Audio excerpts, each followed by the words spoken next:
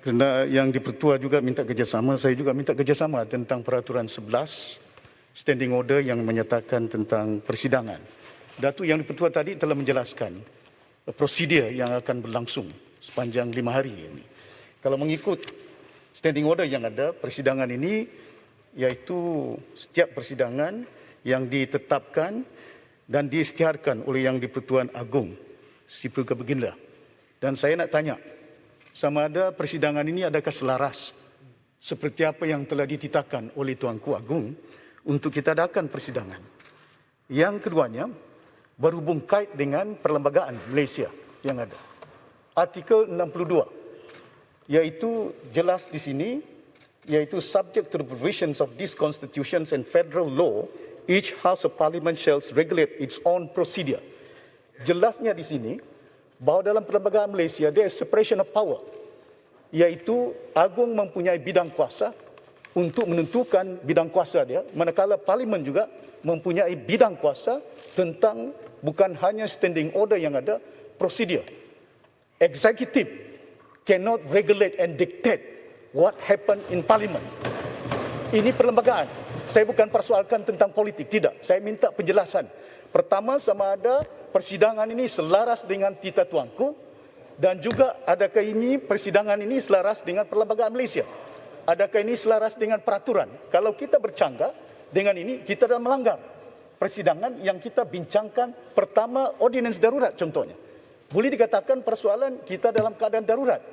But we must also realize Proclamation of Darurat 150 artikel 1 jelas, is specific, iaitu hanya untuk mengatasi masalah COVID. It didn't spell out suspend standing order, suspend perlembagaan Malaysia.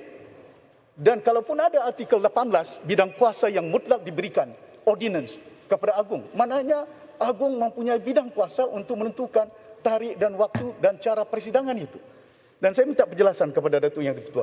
Kalau sekiranya itu tidak berjalan, di mana kita hadkan 80 orang, di mana tidak ada perbahasan, di mana tidak ada pengundian. Saya paham dan tahu, you can laid out in Parliament tentang darurat. Saya ada 7 penggal di Parlimen ini, policy maker, bukan 1 penggal. We have been doing all this, embedded all the constitution, we change. Begitu juga dengan peraturan yang ada. Saya nak tahu bahawa ini adakah bercanggah dengan perlembagaan Malaysia.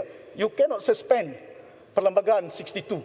You cannot suspend yang ada. Kalau sekiranya kita nak ubah persidangan ini, we have to call for voting. That is clear. Begitu juga darurat yang telah pun proclaim. It must be debated. You can just let out. It must be debated, it must be voted. Di Parlimen ini, we cannot be our stand untuk hanya meluluskan undang-undang di negara ini yang membebaskan nyawa manusia. Saya bimbang. Saya setuju dengan Datuk Yang di-Pertua. Nyawa manusia macam sardin dah di hospital yang ada, bertindih-bertindih. Anytime doktor can just decide when oxygen to be given to who. Ini yang penting kepada kita. Pertama, undang-undang yang ada. Perlembagaan kita perlu laksanakan sebaik mungkin. Saya ingin penjelasan Datuk Yang di-Pertua. Tuan Speaker. Dengan izin, point of order. Gelugur dulu. Dengan izin. Yang Muhammad Gelugur. Terima kasih. Tuan Speaker, saya merujuk kepada 11